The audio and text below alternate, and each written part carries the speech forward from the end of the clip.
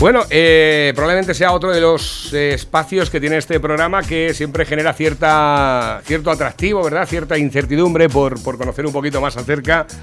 Pues no sé cómo ni siquiera sé cómo surgió la idea. O sea, de un día para otro, de un minuto para otro, yo me pongo en contacto con nuestro veterinario favorito aquí en la radio, nuestro compañero y buen amigo José Luis Romero del Hombre Bueno, y me habla de la historia de España. Nos pareció tan apasionante y vimos que gustó tanto al público que nos estaba escuchando en ese momento, que luego después nos hemos abonado. Ahora mismo ya somos el Netflix de la historia en la radio, y para ello contamos con la inestimable colaboración de nuestro ya amigo de aquí de la radio, Juan José Romero del Hombre Bueno. Muy buenos días. Buenos días, Navarro. ¿Qué es lo que hace? Porque claro, me han preguntado durante esta semana, mucha gente dice, pero este hombre que es historiador, es veterinario como su hermano, ¿a qué se dedica? ¿Qué es lo que hace? ¿En qué te ocupas? ¿En qué te empleas, Juanjo? Hombre, yo trabajo profesionalmente como diseñador gráfico, especializado en diseño de etiquetado y envase. O sea, yo soy el que le doy esa imagen a un producto para que cuando tú pasas por el supermercado y ves las estanterías, elijas un producto y no otro. Uh-huh. Precisamente de las marcas conocidas y que sepamos aquí del entorno de la radio, no hace mucho tiempo, no este lunes, el pasado, tuvimos aquí a Jesús de la marca del ajo negro, la Mouse Hill, y precisamente el diseño, la imagen corporativa de esta marca la has desarrollado tú. Sí, la imagen de Mouse Hill, de sus productos, su etiquetado, pues eso lo hemos, entre Jesús y yo, pues hemos sacado esos diseños. Uh-huh. Oye, a mí la verdad es que me parece un mundo apasionante, y yo cuando veo y llega aquí Juan José y veo los guiones, algún día vamos a publicar los guiones a través de las redes sociales, para que hace poco tiempo hablaba con una persona que precisamente te digo, mándame una captura del guión del programa último y tal, porque se lo decía y no me creía. Digo, es como una especie de viñeta, es como un cómic. Cada vez que viene con los guiones preparados y dice, ¿pero qué? ¿Se pone a dibujar y todo? Digo, que sí. Bueno, es otra de las facetas que tengo también. Hago viñetas. En el periódico local, en Socuéllamos, hago una viñeta al mes en el que, bueno, represento un poco la realidad social y desde un punto de vista humorístico. Lo llevo haciendo ya más de 20 años, o sea que también... Poco satírico también. Sí, el pinto del alcalde. Ha generado alguna que otra polémica, por lo que tengo por ahí. Un día, si quieres, hablamos de ello. Tuve bastante. Bueno, de todas formas dicen que si no se habla de uno desaparece, ¿no? Sea bien o mal. Sí. El caso es estar ahí siempre en la brecha. Toma, si quieres te voy a regalar una cosa. Anda. Uno de mis diseños, y es uno de los últimos que he hecho de unos amigos. Yo siempre, todos mis clientes se convierten en amigos. Y esto es un aceite que hacen allí unos chavales de mi pueblo con mucha ilusión. Aceite ecológico de El Rosillo. Pruébalo luego. Esto es lo que tenemos que hacer. Ensalado. Para lo suyo es tostar un poquillo de pan, ¿verdad? Y echarlo ahí encima de la tostada. Esto sería fantástico. Y creo que están desarrollando un aceite con ajo negro, que creo que eso suena bien, que eso va a estar bueno. Bueno, pues un saludo especial para el personal de la elaboración del aceite ecológico de El Rosillo, aceite de oliva virgen extra. Estoy viendo ahora mismo el diseño. Parece esto caro, ¿eh? Es un diseño caro. Sí, lo veo aquí, que esto parece como una especie de medalla aquí. Digo, esto es caro, esto es carote. Muchas gracias, oye, pues lo vamos a probar y luego contamos cómo está ese aceite. Y la verdad es que el diseño también súper chulo. ¿Llevas muchos años ya? Llevo desde que terminé mis estudios como licenciado de Bellas Artes. Incluso antes de terminar ya estaba diseñando. Yo creo que fue mi primer diseño una pizzería de Socuéllamos, Pisamé, y a partir de ahí, pues miles y miles de diseños. Pisamé no era la que estaba en la misma plaza del ayuntamiento, ¿no? Sí, eso lo hice cuando todavía estaba estudiando. ¿Frente del Mulligan, puede ser? Sí. Ostras, pues lleva tiempo. ¿Y está todavía allí? Sí, todavía están aguantando. Pues estaba muy buena las pizzas ahí, porque yo he ido algunas veces y la recuerdo bastante bien.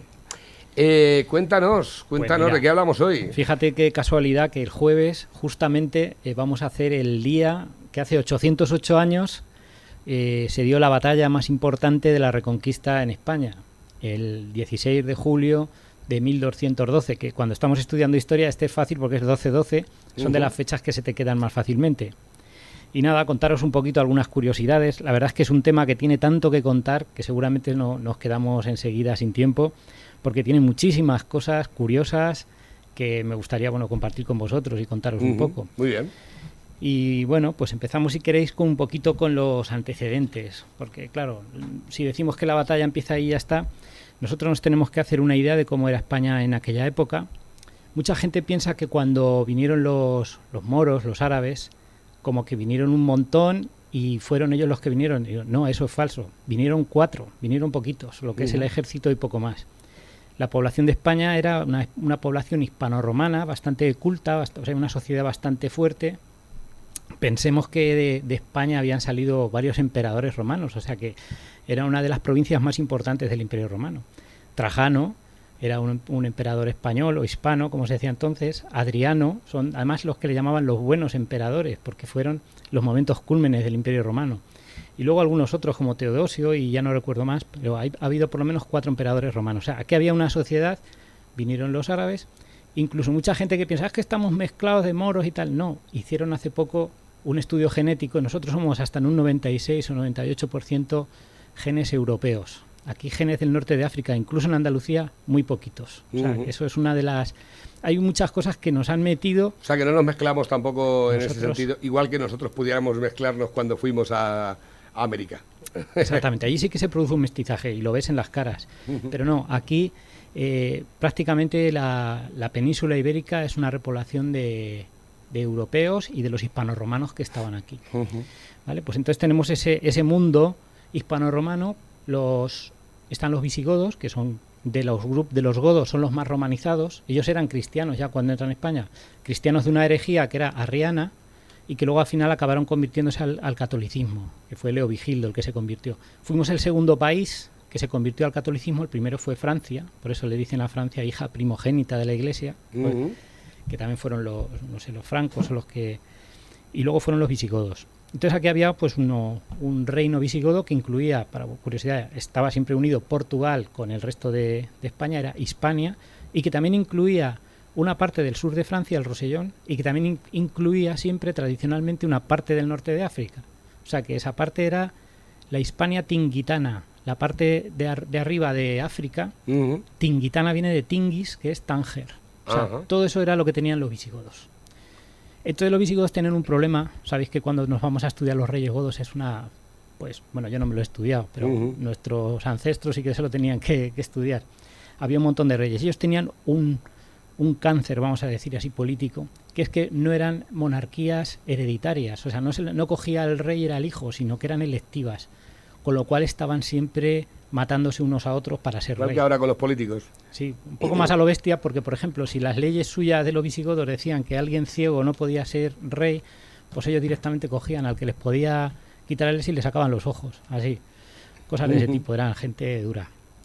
Bueno, pues estaban estos y claro, con esas disputas nobiliarias que tenían, pues hay una leyenda, que es la de la Cava, en el cual dicen que hay un conde, que su hija es violada por el rey don Rodrigo, y que en venganza va a llamar a las tribus bereberes recién conversas al Islam para que le ayudasen a combatir a don Rodrigo. ¿Qué pasa? Que los llama, cruzan y dicen, oh, esto está muy bien, y conquistan Hispania. Incluso llegan hasta Europa y lo frenan en Poitiers. O sea, Carlos Martel, traducido al español Carlos Martillo, los frena y los vuelve.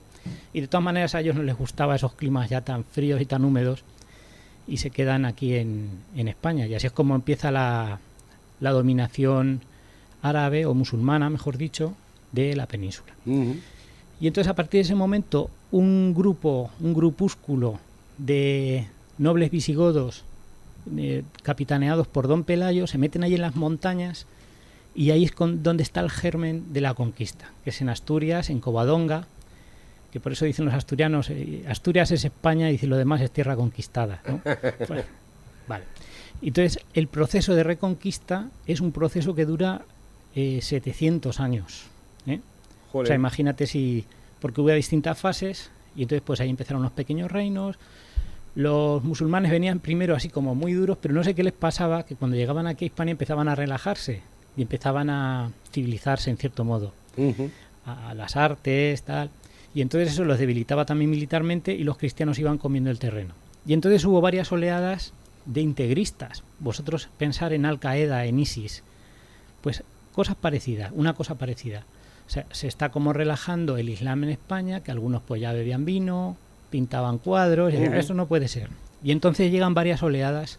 La primera es la de los almorávides, que eran de una crueldad indescriptible. O sea, que nosotros no nos podemos dar una idea de cómo eran. O sea, los almorávides, lo primero que mataban más, no solamente a cristianos, sino a musulmanes que eran un poco relajados, a esos eran los primeros que mataban, igual que el ISIS, ¿sabes? Y cuando veían algo así, a los hombres le cortaban el pene y a las mujeres los pechos. O sea, esos eran así de ese tipo. O sea, no se andaban con parlamentos.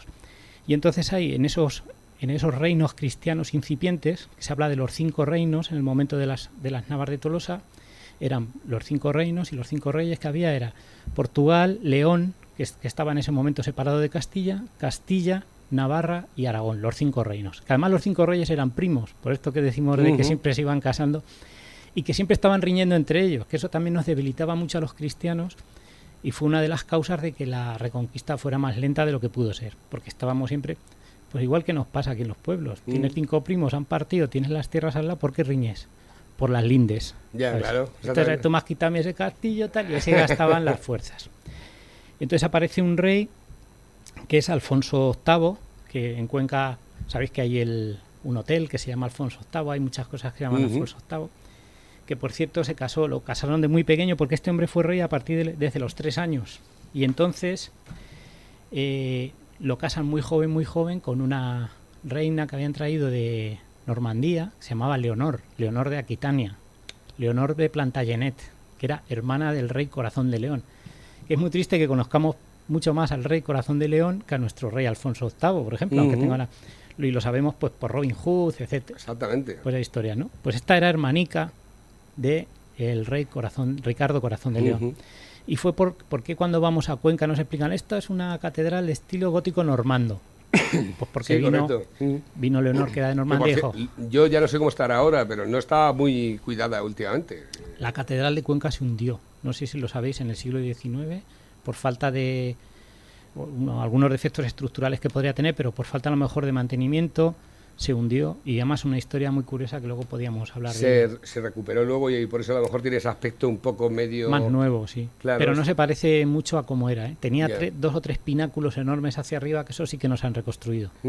Aunque sí que la fachada es ese estilo gótico normando por Leonor de Aquitania, ¿no? Que se traería a los arquitectos y bueno, pues este Alfonso VIII, como fue rey desde niño, tuvo que soportar muchos ataques. A los 7 años ya había guerras por él, por quién era el que iba a ser su tutor, porque claro, fíjate, macho, el tutor de un chaval de 7 años, pues yo mando tal, y así fue creciendo, y eso le hizo que tuviera un gran carácter, Alfonso VIII. Un ejemplo que ponen es que una vez estaba sitiando un castillo, y entonces un traidor le dio las llaves, traicionando a su señor, ¿no?, al señor del castillo, le dio las llaves a cambio de una recompensa. Mirad lo que hizo Alfonso VIII, para ver cómo andaban las cosas. Le recompensó, le dio mucho dinero por haberle dado las llaves del castillo, y luego le cortó las manos por haber sido traidor a su señor. Fíjate, macho. O sea, Juego de Tronos seguramente se inspira en cosas de estas. Bueno, pues llega este rey Alfonso VIII y empieza como a ir conquistando. Va bien, la conquista va bien, pero en ese momento tiene mala suerte de que viene esa oleada de integristas del norte de África, que son en este caso son los almohades. Es la segunda oleada. Primero vinieron los almorávides y ahora vienen los almohades. Y le desbaratando. Él les presenta batalla.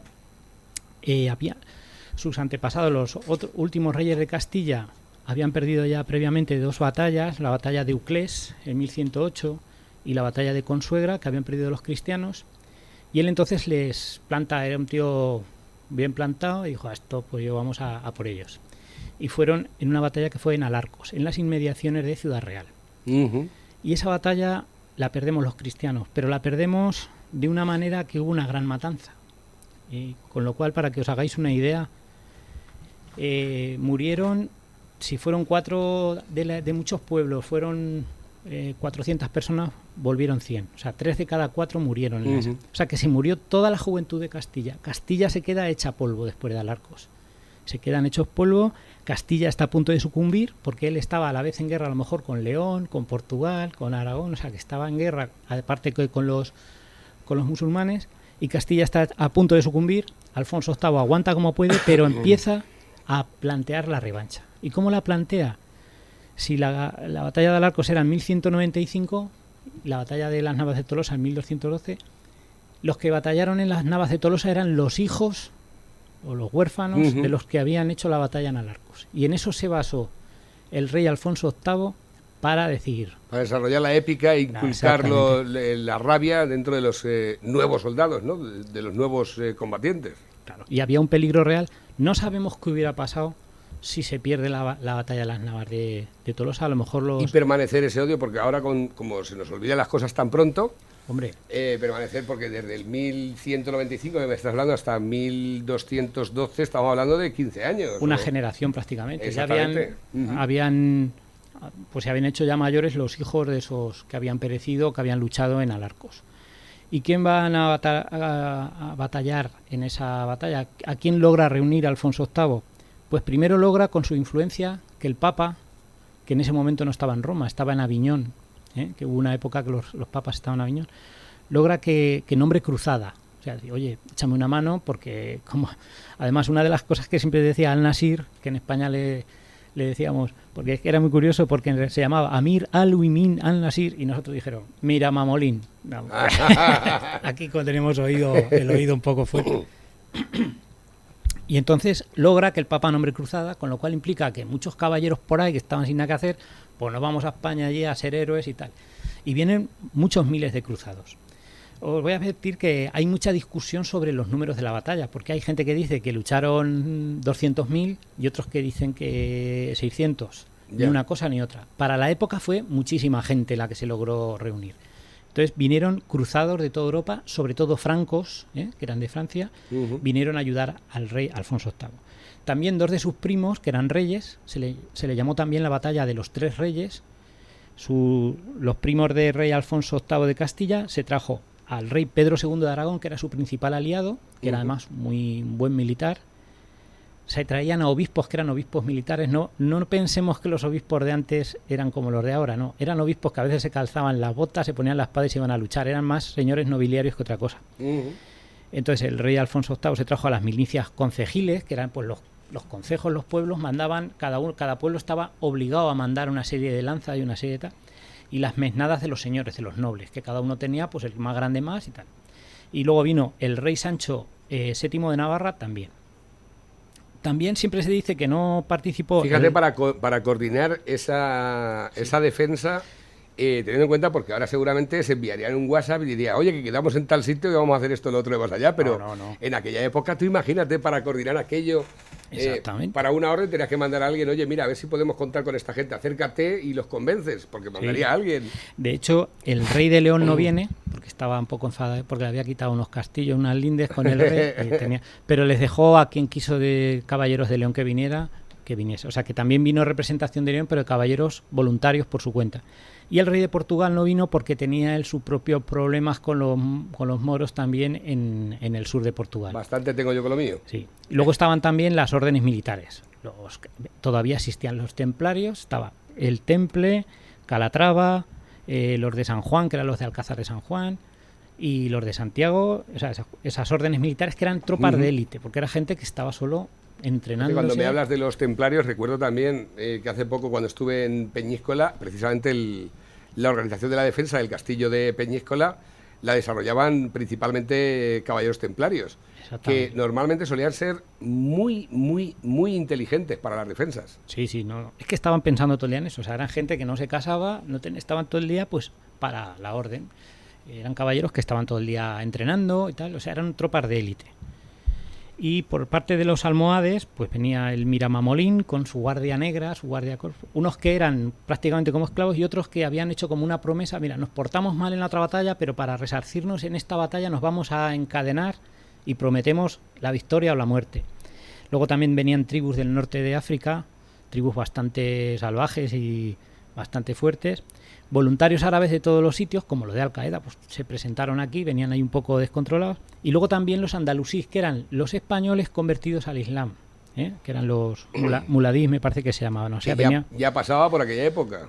Sí, ya pasaba, ¿no? Lo que pasa es que, fijaros, en la batalla los cruzados vienen y venían en otro plan. Aquí en España llevábamos tantísimos siglos de reconquista, para que os hagáis una idea, los reinos de taifas muchas veces eran feudatarios de cristianos, incluso eran familia, eran primos, o se había casado sobrino el musulmán del cristiano. Nosotros llevábamos mucho tiempo de relación.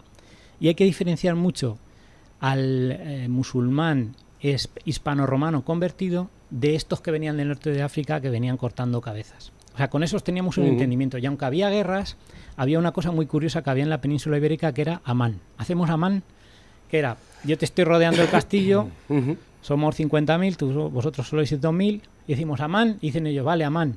Entonces los dejas que se vayan sin matarlos y tú conquistas el castillo. Yeah. ¿Por qué? Porque aquí andábamos siempre mal de demografía. Es que si nos matamos todos, pues no quedaba nadie para sembrar la tierra y todo eso. Entonces aquí se hacía amán. Y venían los cruzados, y tanto los cruzados como los almohades no querían saber nada de amán. Ellos le querían cortar el cuello a todo el mundo. Y entonces, conforme vienen los cruzados, primer punto, vienen de Francia, que está fresco, con esas ropajes, esas armaduras, y empieza a cascarles el sol de Julio de Castilla en el casco. Y es que eso lo llevan mal. También hubo algunos problemas de logística, o sea, pues que no traerían la comida a tiempo y tal, eran gente así más grandota que nosotros, y ya estaban un poquito jorobados. Y ya llegan me parece que es en Malagón, que rodean el castillo, y los caballeros españoles dicen, amán, y dicen otro, vale, amán, y dicen nosotros, no, les cortamos aquí, y les cortaron el cuello a todos los de Malagón. Y entonces eso, el rey Alfonso VIII, que llegó 2 días después, pero ¿qué pasa aquí? ¿Qué salchicha me habéis hecho y tal? No, esto es que... Y luego también tenían problemas porque aquí había, en Toledo, en muchas ciudades, había judíos que estaban protegidos por el rey, normalmente. Y estos decían que los judíos nada, que había que matarlos. Y tuvieron que proteger los propios caballeros del rey de Castilla, proteger a los judíos, porque si no los cruzados se lo hubieran cargado. Entonces llegó ya hasta un momento, después de lo de Malagón, tuvieron ahí unas diferencias. Unos dicen que es por eso, otros dicen que es por el sol, por la comida. El caso es que se rajan y se van los cruzados, que eran 40.000, eran... Un tercio del ejército que llevaba eran los cruzados, y se van. Se quedan, imagínate, los españoles que iban a buscar al ejército, iban hacia el sur, y se quedan sin un tercio del ejército, los ánimos se le vienen abajo. Pero en ese momento aparece el rey Sancho VII de Navarra, que además era un gigante, era un tío fuertísimo, le decían Sancho el Fuerte, y entonces eso les animó los ánimos, o sea, les subió los ánimos. Porque aunque los otros se habían ido 40.000 y estos eran bastantes menos, pero los navarros hacían un sitio, ¿no? Porque eran... Y así se fueron camino de ese ramo. Tenían que ir deprisa, porque mover un ejército, es que nosotros nos pensamos que subirte en un caballo y irte y ya está. No, dale de comer a miles de caballos, a miles de personas. O sea, que yo iba al ejército y luego iba una cola logística detrás, donde iban, pues eso, carros llenos de comida, tal y tal. Eso valía un dinero, se gastaba, que a veces hacían... Y luego, aparte, para mantener esa comida y demás, sería una historia, porque cuando se iban, ¿para cuánto? ¿Para 2, 3, 4, 5 meses? No podían, normalmente en aquella época, en la época medieval, solo se hacían las guerras en 2 o 3 meses, cuando abría el tiempo, como decimos aquí, cuando abra el tiempo. Pues cuando abría el tiempo es cuando hacían las campañas, porque con los caminos llenos de barro y todo eso, pues cada uno estaba en su casa, tenían que sembrar, tenían que hacer sus cosas. Entonces tenían un tiempo limitado, iban con prisa y bajaban hacia el sur en búsqueda del ejército del Miramamolín, que eran el doble. O sea, no coinciden todos en las cifras de si eran muchos o eran pocos, pero lo que coincide en todo el mundo en la superioridad numérica del ejército almohade, que eran el doble que los cristianos, ¿eh? Y por fin pues ya llegan a las estribaciones de Sierra Morena, habían ido pues eso, ocupando algunos castillejos por ahí, acercándose, y resulta que el Al-Nasir, que es como queráis le digo, Miramamolín o Al-Nasir. Bueno, pues Al-Nasir estaba en Baeza esperando tranquilamente diciendo, venid, como él tenía un ejército más grande, que yo estoy aquí tranquilo, que yo no voy a salir. Y entonces él manda unos destacamentos a todos los pasos por donde se podía cruzar la sierra y los pone ahí con destacamentos. Y llegan los cristianos, ¿para qué? Para que llegaran los cristianos, se quedaran ahí aislados y cuando se dieran la vuelta salir detrás de ellos y atacarles. Pero ahí aparece la leyenda, ¿no? Leyenda o verdad, que dicen que aparece una persona y le dice, oye, yo conozco un sitio que no hay musulmanes y podéis cruzar la sierra. El chivato. Unos dicen que era San Isidro, otros que era un arcángel, otros que era un pastor, otros que era un cazador furtivo, no sé. El caso es que sí que es verdad que cruzan por un paso secreto y cruza todo el ejército. Y de pronto se encuentran que los tienen allí metidos al ejército cristiano. Al-Nasir entonces ya empieza a correr, dice que ya empieza a preocuparse porque ya se le desbaratan un poco la trampa, ¿no?, que les había hecho, y ya va para allá para presentarles batalla. Entonces en ese sitio donde están hay una parte que se llama Mesa del Rey, hay como una pequeña llanura ahí entre las montañas que es en donde se desarrolló la batalla y donde creo que hay un museo que no lo he visitado, sobre la batalla de las Navas. Y es ahí donde tiene el encuentro. Y nada, pues ya te digo, íbamos contra el doble de gentes. Y empieza la batalla y toda la experiencia que había cogido Alfonso VIII de haber perdido en Alarcos, ahí la aprovecha. Entonces, en Alarcos nos dejó una reserva, en Alarcos se precipitó, entonces él espera, ¿no?, a que ataquen, y lo que hacían muchos los musulmanes es que atacaban como en media luna, hacían una cosa que se llamaba tornafulle, que es, hacían como que huían, iban los cristianos y luego daban la vuelta y los pillaban por la espalda. Pero ya eso ya lo sabía el rey Alfonso, hablo siempre de Alfonso VIII porque era el líder, ¿no? Y entonces él aguanta ese momento, hay un momento de indecisión en el centro, donde se juntan ya toda la batalla, entonces él manda ahí la reserva que tenía y entonces hay que cambiar el sentido de la batalla y es cuando ya ganamos los cristianos. El otro estaba tan chulo, el Al-Nasir. En esas batallas no fue un aliado el río también. Porque cuando me estás hablando me estoy acordando de lo que era la espantada esta del ataque como en semiluna, que cuando se espantaba el ejército hacía como que se iban y luego después volvían desde el río hacia atrás. Eso es el tornafulle. No lo sé si aquí hubo un río, no lo sé.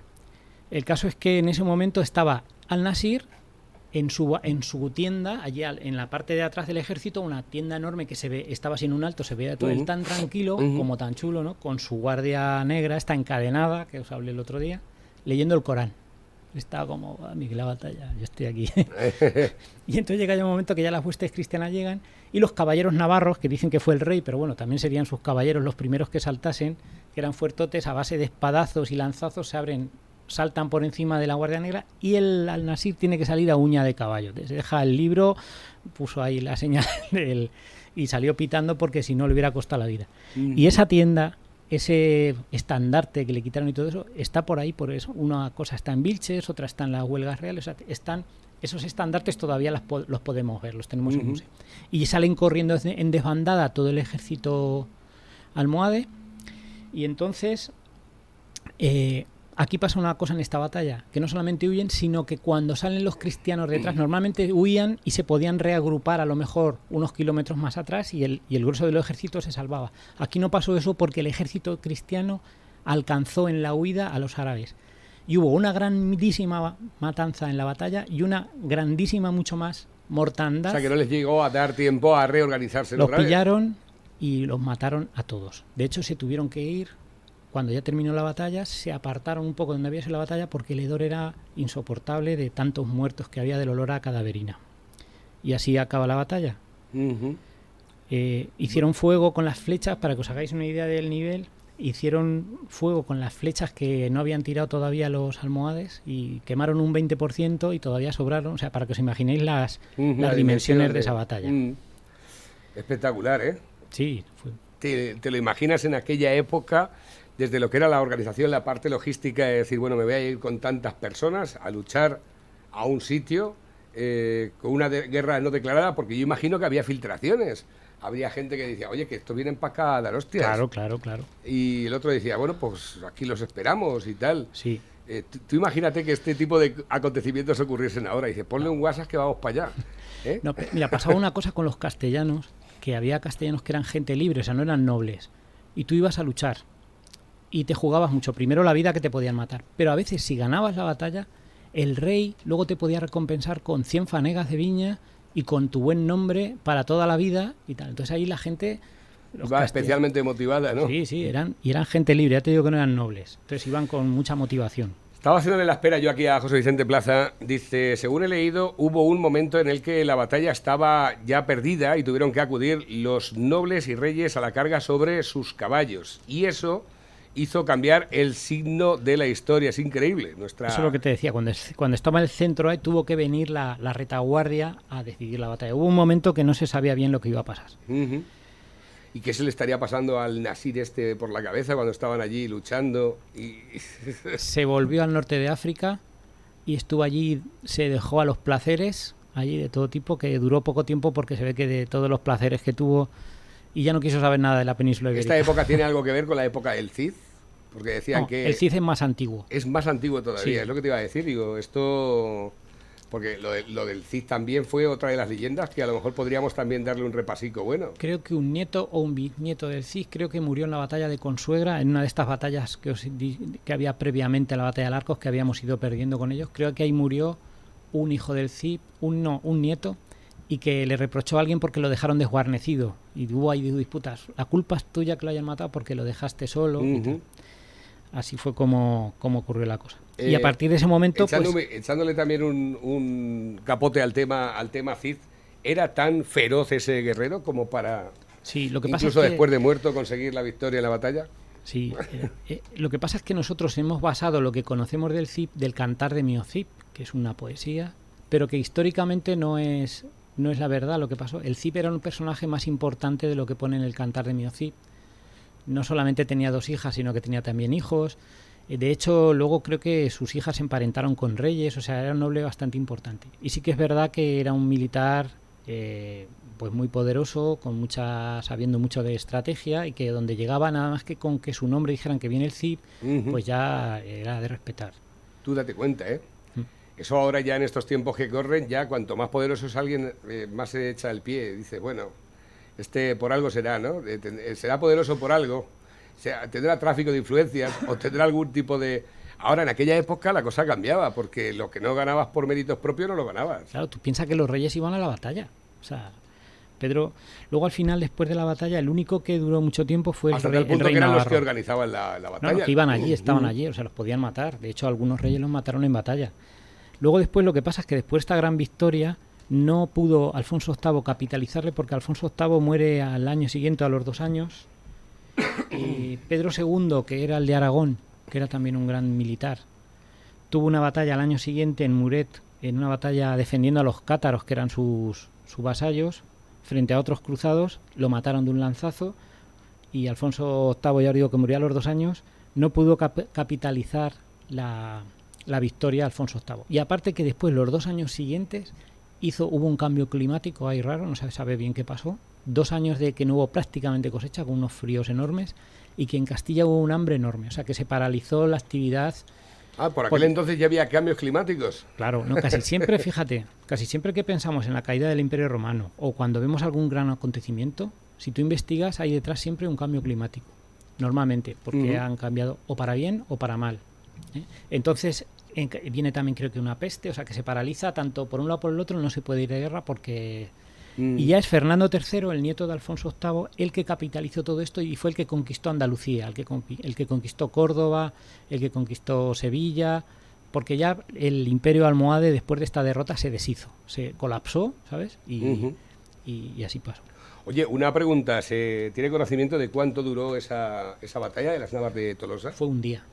¿Un día? Desde por la mañana, claro, ya para que no se les hiciera de noche persiguiéndolos, pues fueron detrás y ya se les hizo de noche, ya lo mataron y luego después pasaron... Es que me estoy imaginando lo que es la organización de la logística durante todo el invierno hasta que abre el tiempo, luego después salir atacando con el ejército y toda la logística de comidas, de víveres, de bebidas, claro, y tal, y luego después para un día nada más, fíjate, eso es igual que si te vas a terminar el pico de los Ajos de Escardar y resulta que para ir a terminar el pico llevas todo el invierno preparando. Lo que pasó es que lo que consiguieron fue un botín enorme, porque todo el botín que trajeron los musulmanes lo abandonaron, entonces todos los víveres que traían y tal, pues y riquezas los pudieron coger. Así fue la batalla. Siempre han estado la gente de los de África como muy ensimismada con España, ¿no? Siempre han estado bajo el intento del dominio de la península ibérica y siempre hemos andado ahí con algún que otro conflicto. Ya os digo que el único lugar donde han estado los musulmanes y han salido por el ejército, el único lugar donde ha pasado eso en el mundo históricamente ha sido en España. Por eso yo creo que ellos tienen muy clavado, cuando te sale un muecín de estos, dice siempre la recuperación de Al-Ándalus, porque lo tienen todavía como clavado en la espina, ¿no? Entonces eso es un peligro. Los servicios secretos españoles que nos intentan preservar de los integristas islámicos, estos terroristas, siempre están muy pendientes de esos avisos porque ellos no se les ha olvidado. ¿No? Creo que ha sido Erdogan hace poco el que ha sacado otra vez la mezquita de Córdoba, o sea que eso en su imaginario colectivo musulmán, Al-Ándalus lo tienen como una cosa ahí que no es nada. O sea, que ahí tenemos que tener cuidado. De hecho, hicieron auténticas maravillas en el sur de la península ibérica a nivel de infraestructuras, porque además tenían un estilo muy propio y se ve claramente cuando ellos aplicaban sus formas de construir, sus cosas. Bueno, ¿para qué nos vamos a engañar? ¿Cuántas infraestructuras vemos en Andalucía que están relacionadas precisamente con el mundo árabe? Sí, bueno, sobre todo la Alhambra de Granada es lo más emblemático, ¿no?, en este aspecto. Y que los reyes cristianos respetaron que había un Mendoza, una familia de los que eran encomendadores de Socuéllamos, que fue precisamente el que preservó la Alhambra, porque quería hacer, no sé si era Carlos V, un palacio, y dice, vale, sí, hazlo, pero deja hazlo al lado. Porque siempre la costumbre era decir, aquí hay una mezquita, encima pongo una iglesia. Llegaban los árabes, aquí hay una iglesia, la rompo y pongo una mezquita. Pues, al lado, y deja una y...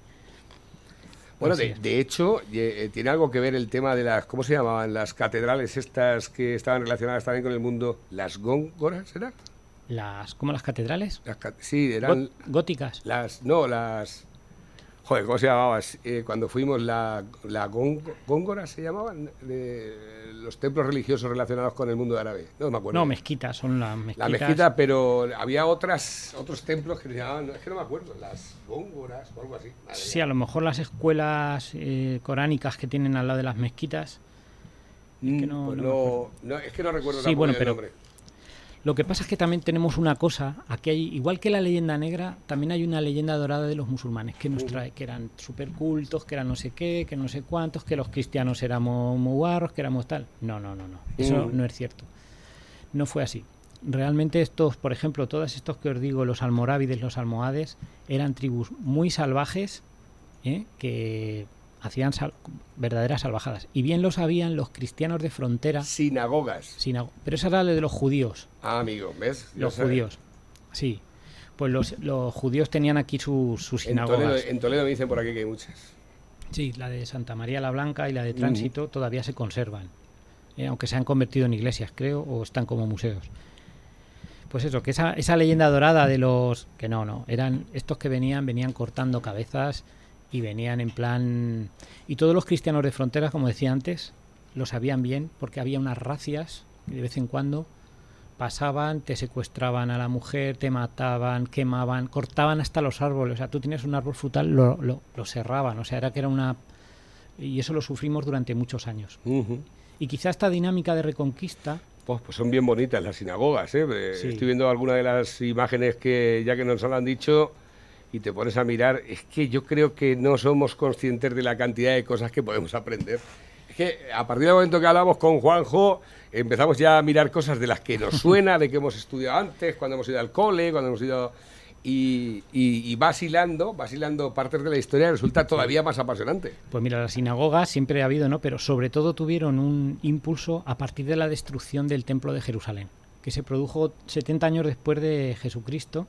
Se destruyó, los romanos tuvieron una revuelta de los judíos y ya fueron allí a sangre y fuego, que precisamente fue el Tito y su hijo Vespasiano, me parece, o a la inversa, no sé quién era padre de quién, emperadores romanos, y llegó un momento de tal cabreo que hasta Adriano ya llegó un momento en que convirtió Jerusalén en un solar, destruyó todo y lo dejó plano, y hizo al lado una ciudad romana que se llamaba Elia Capitolina, porque ya estaba tan cansado de las revoluciones judías, y por eso los judíos se esparcieron, porque los esclavizaron y se esparcieron por toda Roma.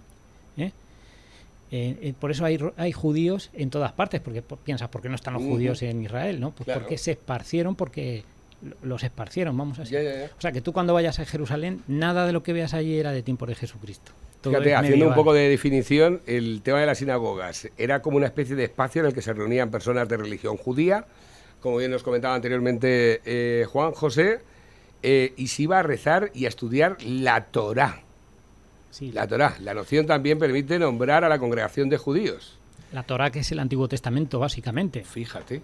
O sea, que nosotros somos un poco judíos, los cristianos, ¿eh? Nuestro Antiguo Testamento coincidimos con los judíos.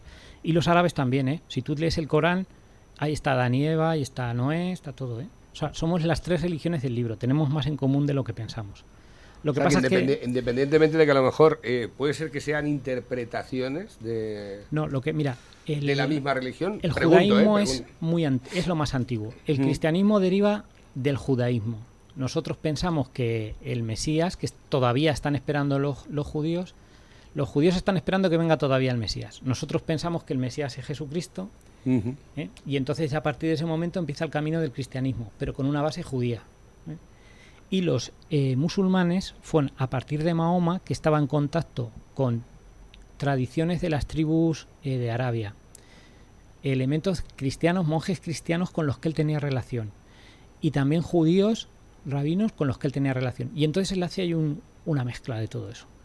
Y entonces él dice, bueno, nosotros cristianos que pensamos que no es verdad, los musulmanes creen que sí es verdad. Él tiene como creo que se le aparece el arcángel Gabriel y le dicta el Corán. Y entonces en el Corán aparecen todas esas historias que vienen elementos del judaísmo, elementos del cristianismo, elementos de tradiciones. Pero no deja de ser bastante... 700 años después de Jesucristo, o 600 años después. No deja de ser bastante sorprendente, y esta conversación creo que la tuve con José Luis, con tu hermano. No sé si fue cuando estuvimos haciendo la cena de aquí de la radio, y me hablaba, dice, ¿no te parece algo especialmente espectacular el hecho de que haya a lo mejor tantas religiones y que todas tengan coincidencias en tantas cosas sin que la civilización de una religión y otra tuviesen posibilidad por aquella época de conocerse? Y esto sí que es verdad, ¿no? Porque dices, sí, ahora a lo mejor podríamos copiarnos de una religión porque pronto entras en internet, tienes toda la información que necesites de cualquier cosa, pero en aquella época sí, está el Islam, está el cristianismo, están los judíos, pero luego si te pones a mirar lo que es los aspectos básicos de lo que es la religión en sí, todo tiene la misma representación, con otros protagonistas, pero más o menos viene en la misma línea. Sí, por supuesto coinciden en muchas cosas. Además que es un tema que me apasiona también, el tema de las religiones. Y siempre hay muchas cosas que tenemos en común. Y yo muchas veces lo digo, porque hay gente, oye, ¿por qué voy a hablar de religión si soy ateo? Pues mirar, Jorge Luis Borges, es uno de los escritores más inteligentes y más importantes que hay, de origen argentino. Él se interesaba mucho por temas religiosos y era ateo, y se le preguntaban. Dice, mire, yo me intereso mucho y no creo, dice, y veo a mucha gente que cree y no se interesa nada por conocerlo. Claro. ¿Qué pasa ahí? ¿No? Que precisamente hoy es el Día de la Virgen del Carmen, también, que me gustaría recordarlo. Es un día de los importantes en el cristianismo. Ha resultado bastante curioso también porque precisamente cuando hemos conectado con la columna de Félix Aro, hablaba de que hoy se conmemoraba el aniversario de la batalla de las Navas de Tolosa. Digo, exactamente. Parece como que lo hemos hecho a posta. Total, ha venido... Viene así, un poco así en esa línea. Dicen por aquí, dice, qué hora más entretenida, no me canso de escucharos, qué acierto este espacio para la historia de España. Nuestro compañero Félix dice, y del diluvio universal ya hablaron los sumerios, y del niño rescatado en el río y criado como noble Moisés los egipcios. Son mitos arrastrados de una y otra civilización. Sí, fíjate, esta parte tampoco la conocía yo. Muchas veces la arqueología tú piensas que es un cuento, lo del diluvio, no sé cómo es verdad, y luego resulta que esa historia está, incluso cuando los españoles llegaron a América, creo que había tribus que tenían una leyenda, un mito también de esa inundación. Y luego muchas veces los arqueólogos descubren, por ejemplo, se van a la zona donde se supone que estaba Sodoma y Gomorra y empiezan a excavar y ahí hay sal y ahí como si hubiera habido una especie de explosión volcánica. O sea que todas las historias yo creo que siempre tienen por lo menos, si no son todo verdad, sí que tienen un fondo de verdad. Pues la verdad es que no deja de resultar especialmente curioso, apasionante el mero hecho de que diferentes civilizaciones que tienen en su haber otros tipos o otras formaciones religiosas, luego las partes básicas coincidan en muchos puntos, no deja de ser especialmente sorprendente. El religioso sabe perfectamente que esto a lo mejor es una base importante para algo hay, ¿no? El hecho de decir, bueno, yo tal vez a lo mejor no puedo ser lo más creyente del mundo, pero algo tiene que haber, estas cosas no pueden suceder por casualidad. Todas las sociedades y todas las civilizaciones humanas, aunque no hayan estado en conexión, todas han desarrollado una religión. Y eso nos tiene que decir algo. O sea, igual os digo, cuando llegaron los españoles a América estaban aislados miles y miles de años y todos tenían sus dioses, sus mitos, sus creencias trascendentes, o sea, en una realidad que no es la que vemos. Aparte de que de una forma u otra los rezos no dejaban de existir en todas, cada uno a su manera, algunos con cánticos, otros con oraciones, pero el rezo de rodillas, el rezo bailando, el rezo postrándose. Sí, por ejemplo, los ayunos, las oraciones repetitivas están en muchas religiones. Por ejemplo, nosotros tenemos el rosario, tenemos también los ayunos preceptivos. Los musulmanes sabéis que tienen sus ayunos también en el Ramadán. La época del Ramadán, efectivamente. Que, por cierto, lo cumplen más que nosotros. Nosotros ya encuentras muy poquita gente que siga... Ya, pero yo creo que se perdió un poco el respeto a esa cuaresma de... Porque claro, como los ricos en la época decían que pagaban y ya no pecaban, pues no sé, eso a lo mejor perdió un poco de fuerza. Sin embargo, está como más implantado en el... Sí, nosotros ahora mismo somos una sociedad culturalmente católica, pero solo culturalmente. Pues yo te diría una cosa. Yo estoy seguro que si a mucha gente le planteo cosas que debería creer si es católico y no las sabemos siquiera, por mucho que demos catequesis, nos ponemos en... Yo te digo ahora mismo que estoy seguro que hay muy poquita gente que se considera católica que crea en la presencia real, en la sagrada forma de Jesús. Porque si lo creyéramos actuaríamos de otra manera, ¿no? Y eso pues necesitamos, hay gente que decía, España, tierra de misión, o sea que tienen que venir misioneros a reconvertirnos, porque ya lo hemos perdido. Llevamos la religión a todas partes, el catolicismo, y nosotros mismos lo hemos perdido. Esa es la gran tragedia que tenemos ahora mismo y que nuestra misión es recuperarlo, porque creemos que conocemos muchas cosas que realmente no las sabemos. Yo lo digo de verdad, porque me ha ocurrido a mí, me he enterado de cosas ya de mayor que no sabía. Yo así, en principio, a lo mejor, fíjate, después de tanto tiempo...